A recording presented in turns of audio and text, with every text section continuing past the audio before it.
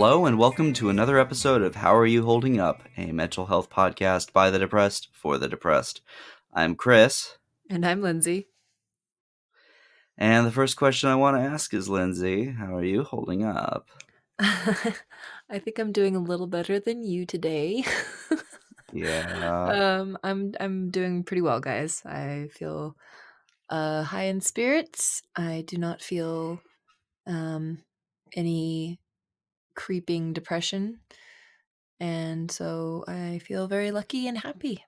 How about you, Chris? How are you holding up? I am sick, Yeah. for one.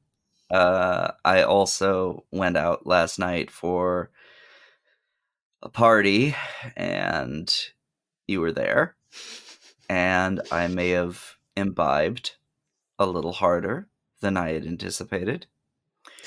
I have to So say, not only am I sick, I'm also hungover, which I is not feel good. like the hangover as you get older gets worse and unexpected. Um, you never know what's going to set Yeah. it off. Yeah. So last night it was mulled wine. That'll do it. Yeah. So hooray for me.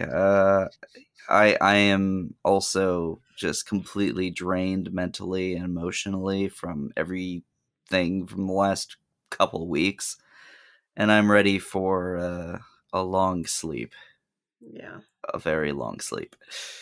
But this week is going to be a very cool, chill week in terms of our podcast episode. Yes. So we were talking about how when we first started our healing journey, Chris and I didn't realize that there were so many different types of therapies.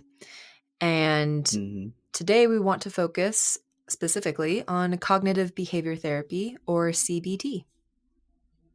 Yes, we hope to do more episodes on different types of therapy as, the episodes go on. We will visit others, but CBT is probably the most common and most utilized, I would say, when it comes to talk therapy.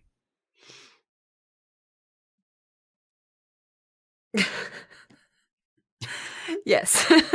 Sorry, I wasn't sure if you were going to continue on with your train of thought. No. That I should have just been like, yeah, that's it. Yeah, and before we get too far into this, I just wanted to say that we are not professional mental health professionals, and we are pulling information from various websites, as Mm-hmm. well as experience and what we have discussed with other people who have been going through cognitive behavior therapy. So it can treat. It's pretty effective for depression and anxiety. I know sometimes it can be used for alcohol and drug use problems, eating disorders, and some other severe mental illnesses. And it's Mm-hmm. based on several core principles. One of them being psychological problems are based in part on faulty or unhelpful ways of thinking. And we've talked about that in the past, Mm-hmm. that, you can really start down a bad path once you get triggered, and then you start having really negative thought patterns, um, and it can pull you into then poor behaviors. Um, Yeah. They actually specifically call out what is the cognitive behavioral triangle, which is a fascinating little graph, basically, that our thoughts, what we think affects how we feel and act, and similarly, how we feel affects what we think and do, and what we do affects how we think and feel. Everything is all interconnected, and it's kind of hard to figure out what, if any, is the particularly naughty part of the process. yes, because it's the belief of CBT that people who are suffering from psychological problems can learn better ways of coping with them, and they can relieve their symptoms, and become Mhm. more effective in living their lives. Yes. Yes. So, There Chris, have you ever done also CBT besides therapy? Oh yeah, no, I was gonna say, yeah, I've done it briefly. I had a therapist who was a big proponent in CBT, and I was more than happy to try and go through it. But then stopped seeing that therapist because I couldn't afford them anymore. Yeah, I didn't realize that what I was doing with one of my therapists was CBT until I found I've kept all of my worksheets, that I did in different therapies, and one of them was like a chart, and so it'd be like, "What am I thinking? What was my behavior because of that thought? How do I feel?" That kind of thing, and trying to break Hmm. down, like, because I'm I think that my partner is being rude to me, I'm going to withdraw my I feel like I'm withdrawing my affection. Because I withdraw my affection, it creates, stress. I would think it was something like that. That sounds about right. I mean, a lot of it also for the CBT stuff is it's learned behavior. Yeah. We are often put into situations where, we're trying to survive whatever situation we're in. And so we will adopt the behavior that most eases the path to successful peace. Yeah, it doesn't focus as much on what has led up to their difficulties. It's more like it's focus on the current life and Hmm. changing how you process it, which I think Yes. can be really effective. And it's a shorter term therapy. It's not something that you're supposed to, I don't believe, do for years and years and years. It's something to sort of help you look at how you're functioning. I like to think of us all as little computers running around, and some of us have some malware on us, and we need to, get rid of our bugs. I was going to say that sounds like a perfect analogy of negative self-talk is just a virus going through our system. Hmm. Oh, it's so nasty.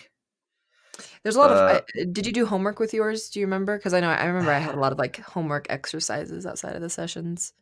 I had a couple of worksheets, and I sucked at doing them because I was so neck deep in my self hatred that I was like, yeah, I'll get to it, Yeah. and I didn't. So, but I do remember a lot of the things about it, like specifically the different ways to try changing thinking patterns, like recognizing our distortions Hmm. and kind of seeing them in a less extreme light, because a lot of how I was processing things was very black and white and there was no gray in Yeah. between, which people aren't that way. We don't think in just black and white typically. We often think in various shades of gray. Yeah, one of the, behavioral activities, it was like 5 behavioral activities. You can probably find it on Google pretty fast. There was, I think, number 1 was mindful meditation. So you're supposed to take a moment and ground yourself in the present. Um, One of the things is successive approximation. So breaking up large tasks into a smaller steps and makes it easier to accomplish. Because I know for me, there's a lot of like, oh God, I have to do all of this stuff. And then I would get so overwhelmed and I would like hate myself for not having done it sooner. And then instead of Mhm. like getting through things, I would just kind of sit on the floor and zone out because I get the brain fog when I get too stressed. And then I would just like sit there and zone out and do nothing. Nothing would get accomplished. Yeah, that sounds familiar. Another Oh one my was god. writing self statements to counteract negative thoughts. So you have to like write down the complete opposite of your automatic negative thought. So it's like, oh man, I'm the worst at cooking. It's like, I'm the best at cooking. Oh yeah, just a little bit of just reverse psychology almost. And I think it's stupid how much power your thought process has over your well being emotionally. It's ridiculous. Yeah, I mean, I guess logically, absolutely. when you say it out loud, it makes sense. But when I was like, wow, I constantly am saying terrible things to myself and tearing myself down, and I hate myself. Oh, Oh, Another, yeah, hey. another activity was to visualize the best parts of your day. I think that that's like, again, kind of practicing a little bit of gratitude. And so trying to focus on the positive. I know for me, and I still have a hard time doing this, is I cling to the negative. And some of my Mhm. most vivid memories are negative memories. I think everybody has that to some extent. Sure. So when all you have of your memories are negative and your day, the highlights are negative, and you don't actively Mhm. focus on working that mind muscle of thinking of positive things, it's easy to see why you're like living in a storm cloud, I think. Yeah, absolutely.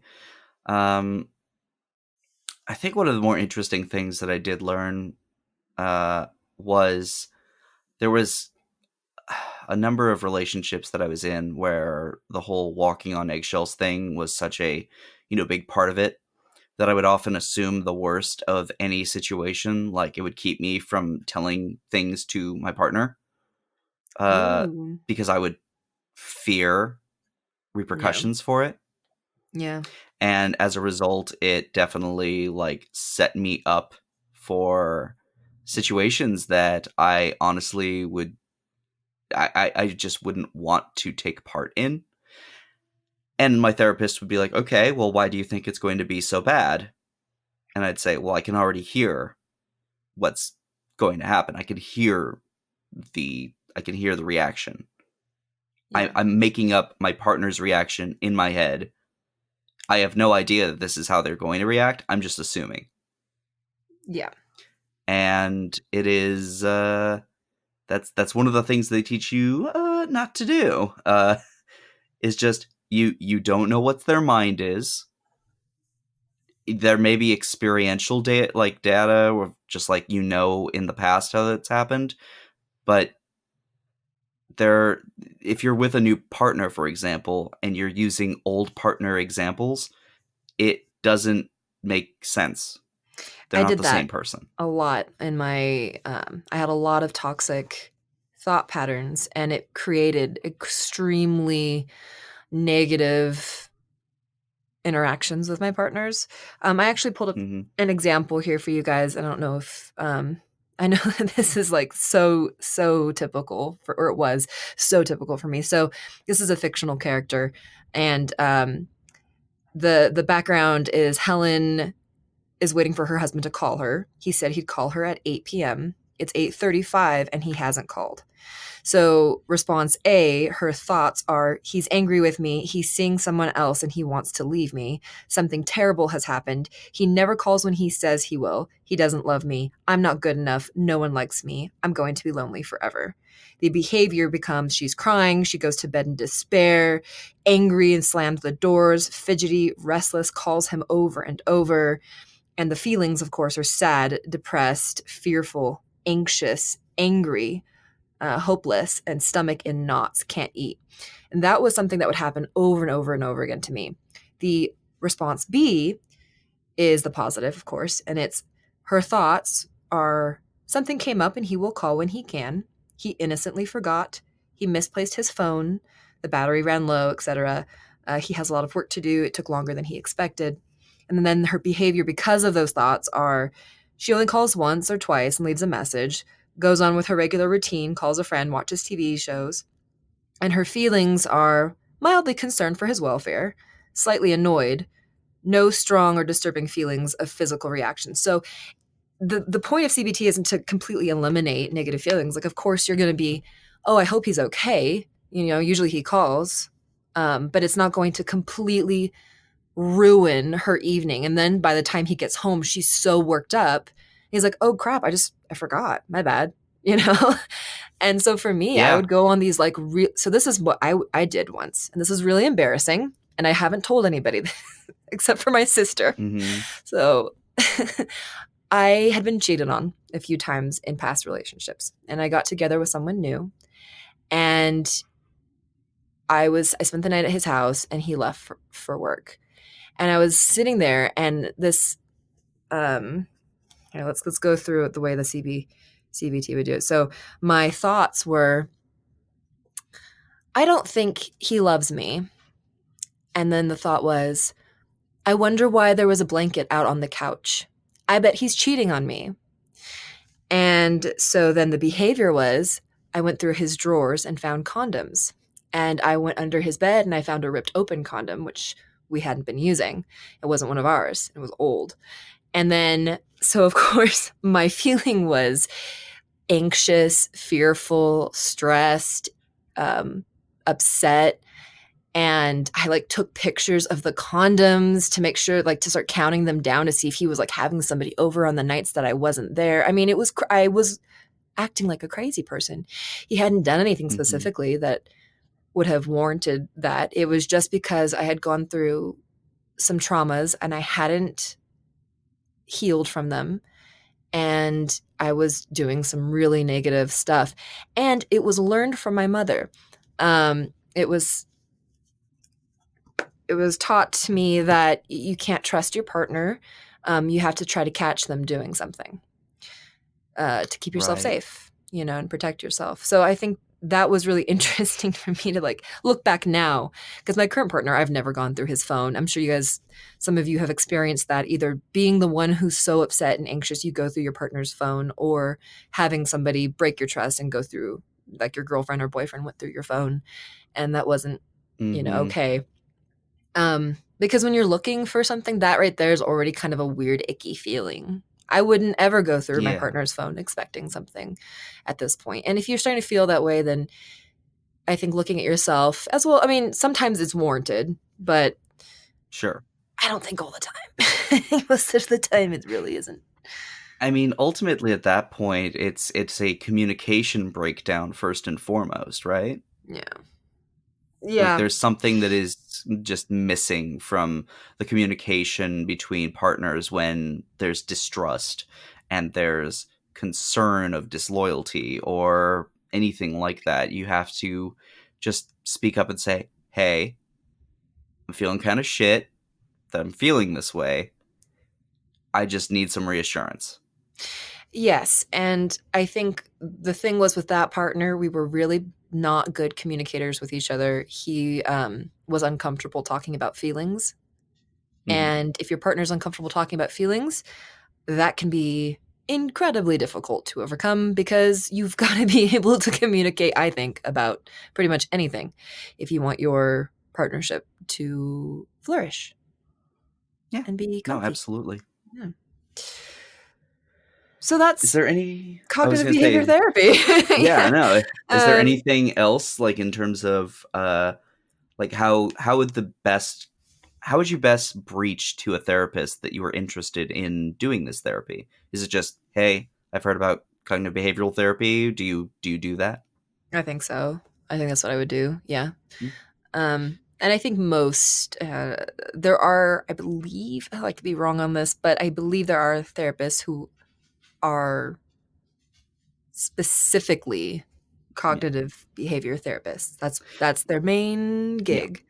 Yeah, if you go through your whatever method it is that you are looking for a therapist through, whether it's, Psychology Today or your health insurance or yada yada yada, um, you can typically filter if they do CBT or whatever therapy you're most interested in. So that's convenient. Yes, and I recommend it. I recommend, if you are serious about your healing journey and taking control of whatever you're dealing with, trying out different things and seeing if they help. I think for myself, doing a little bit of this and that has been paramount in my growth and change. And it's taken years, but it's worth it. Hmm. Yeah, some of us have still got miles to go before we are back to how we would like to be. I mean, So we'll keep up maybe, that good fight. yeah, you've got to not think about it as like going back to being anything, but be moving forward and being something better and new. That's a much healthier way of looking at it for sure. So, on that note, thank you guys so much for listening. Yes. As for us, follow us on Instagram at HAYHU Podcast, like our Facebook page, subscribe to the subreddit. If you want to support us directly, visit our Patreon, or if you want to send us something in the email, you can go ahead and email mailbag@howareyouholdingup.com. We appreciate you guys, and we hope you have a wonderful week. And as always, Don't don't tell tell us us to to just just get get over over it. it.